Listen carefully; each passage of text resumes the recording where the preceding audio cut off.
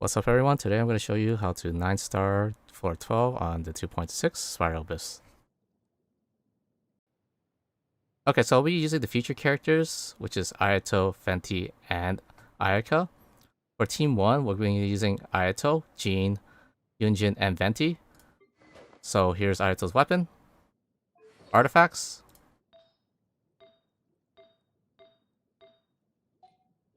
constellation 0, talents, and full stats. Here's Jean, weapon, artifacts, constellation 3, talents, and her full stats. For party member Yunjin, weapon, artifacts, constellation 1, talents, and full stats. Last but not least, Venti, weapon, artifacts,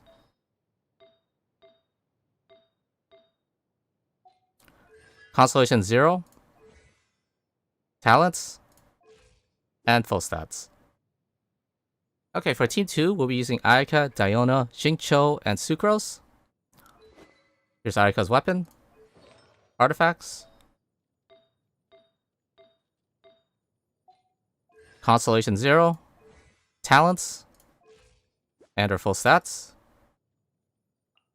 Gonna be using Diona, weapon, artifacts, constellation 6, talents, and her full stats. For character Xinqui, weapon, artifacts, constellation 6, talents, and his full set. Last but not least, Sucrose, weapon, artifacts, constellation 6, talents, and her full stats. Okay, here's a quick rundown of the chambers. So chamber 1, on the first half, we're going to have the Kuragi enemies with the Nobushi enemies along with the treasure hoarders. This is fairly simple. The Nobushi enemies will spawn first, then wave 2 will have the treasure hoarders and the Kuragi enemies. I would recommend just taking out the Nobushi enemies on the first wave. Then on the second wave, go after the treasure hoarders because those guys are kind of a pain in the butt because they do throw like Molotov cocktails on you, while the Kuragi enemies will just chase you down. So as you attack the treasure hoarders, the Kuragi enemies will go towards you, so you have a chance to AoE damage them. So as long as you have a decent time on this side, the second side is just 2 ruin guards. And they spawn at the 12 and 6 o'clock position. All you have to do is just get them together and you should be able to 100 to 0 them rather quickly. Alright, for chamber 2, on the first half, it's 6 Whooper Flowers. They basically spawn at the 12 o'clock position in the formation. I will show you a trick on how to get them together, but if you do have the luxury of Venti or Kazuha, it should be easy. You can just group them together and you don't have to do this trick, but I will show you the trick either or. And on the second half, this is, in my opinion, the most toughest half because of the Abyss Lector and Abyss Herald. They can 100 to 0 you. I will also show you a trick how to group the 2 Abyss Lectors together.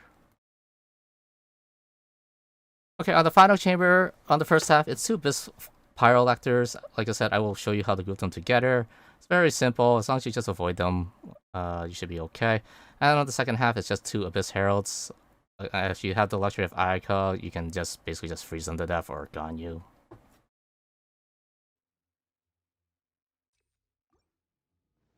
Okay, for chamber 1 for the 4-12 first half, just go to the 6 o'clock position when you spawn and use your Venti ult to bring them together. And right after that, just go to work and out DPS them.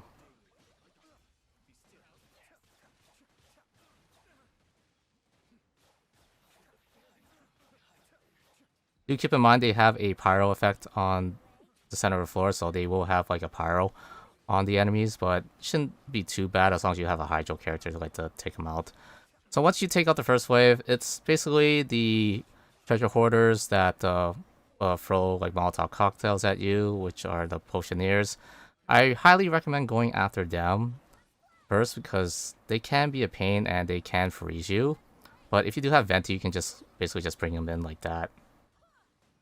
As like you're taking down the potioneers, the Karagi enemies will just go towards you and will try to hurt you. So while you're going after the treasure hoarders, you should be able to like hit the Karagi enemies as well. Just be careful, they will heal if you take one out and you cannot take the other one out immediately. So what you want to do is basically try to get them to at least 10% HP and try to hit them together. Or at least try to kill them at the same time.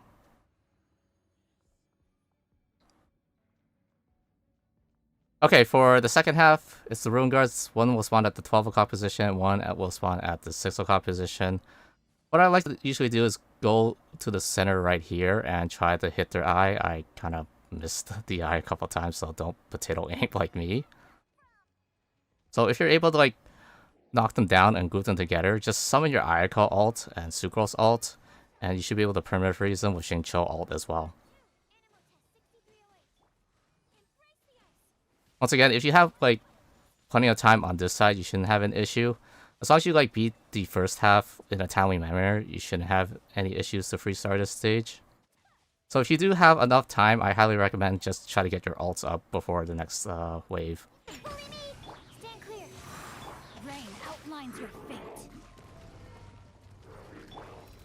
Animal test 6308. And there you have 3 stars on the first chamber. We're gonna move on to the second chamber now. Okay, for chamber 2, first half, if you don't have Venti, there's a trick to bring the Whelper Flowers together. So once you start the trial, just go all the way back to where you spawn, around the 6 o'clock position right here. So the Whelper Flowers will like dig and go towards you. Just like that. But if you do have Venti and Venti ult, you don't really have to do that. I'm just showing you how to like group them together if you don't have Venti ult. These Whelper Flowers can be a pain. They do have a like charge shot, and basically when they're like using their charge shot, you can't really knock them down. The cryo one spits out like multiple fireballs, while like the pyro one spits out like slow fireballs. It can be a pain, but it's manageable. As long as like you take down the shield, they'll be stunned for a very long time. So once you take out a Whelper Flower, the next Whelper Flower will spawn at the like 6 o'clock position, like in a formation, if you actually do take out all 3. Here we go. Time for takeoff. And step.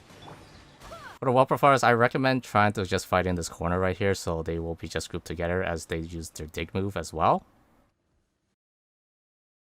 Okay, for the second half, if you have Kazuha or Venti on this side, you can use their Elemental Burst, well, Venti's Elemental Burst or Kazuha's Elemental Skill to bring them together. But if you don't have Venti or Kazuha, then I'll show you a trick on how to bring the both Abyss Lectors together. Unfortunately, Sucrose does not have the luxury of bringing them together. Once you start the challenge, there's that little like A-looking shape on the left side. Go to that corner right there, and both Abyss Lectors should group together. So once they're grouped together, you just go to work right here. I highly recommend going after the Abyss Electro Lector first, because that one, once you get hit, he can drain your Elemental Burst energy recharge. Another thing, I highly recommend bringing a shield here. If you don't have a shield here, and if you're confident with your dodging, then you shouldn't have any issues. But these Abyss Heralds and Lectors can 100 to 0 you without a shield. So once they have their shield, try to be close to them. The Pyro Abyss Lector does bring that Catalyst, so I would try to like AoE damage that along with the Abyss Electro Lector. So once you take out one of them, 2 of them on the field shouldn't be as an issue. I highly recommend going after the Pyro one after that, because basically the Abyss Herald will just follow you no matter what, and the Abyss Lectors just stand there.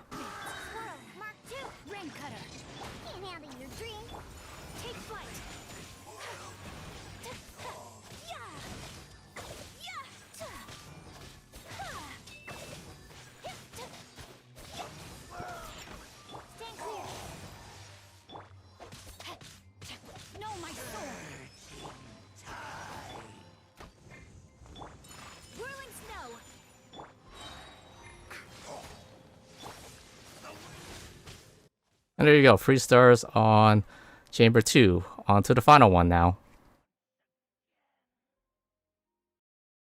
Okay, for the final chamber, do the same thing. It's 2 Abyss Pyro Electors. Go to that half pole on the left side and have the furthest Pyro Abyss Lector go towards you beside the other Pyro Abyss Lector. Once you do that, just go to work. You don't really have to do this if you do have Venti ult. So what I like to do is basically just try to fight them in front of their face like this, like in a single line formation right here.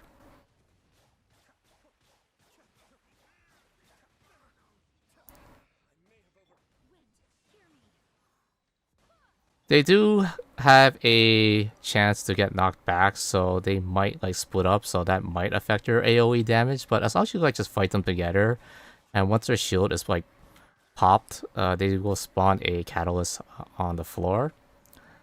And basically just want to be in front of their faces when they do that, so you can get them to take double the damage. Just a heads up, once you do pop the catalyst on the floor, they do kind of get knocked back, so try your best to like group them together. They just go a few steps back. Be still.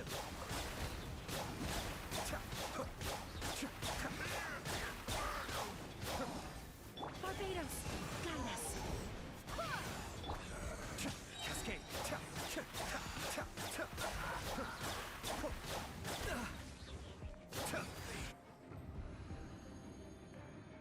Okay, for the final second half, it's just 2 Abyss Heralds. Just go to the left over here and bring everything. Just perma-freeze them. If you have like Ganyu or Xingqiu, just go to work right here. And just like perma-freeze them AoE ult with Ayaka or Ganyu. Do keep in mind, like once they go to about like 10% HP and they're still frozen, they have to do that animation to get that shield. So once you bring them down to 10 HP, just let them go through that animation. So I highly recommend just focusing on one Abyss Herald, because the other Abyss Herald will just follow you, and hopefully they will you're able to do AoE damage. This floor can be a pain if they're like separated, but if you just have like good luck like here, you can just AoE damage here right now with Ayaka.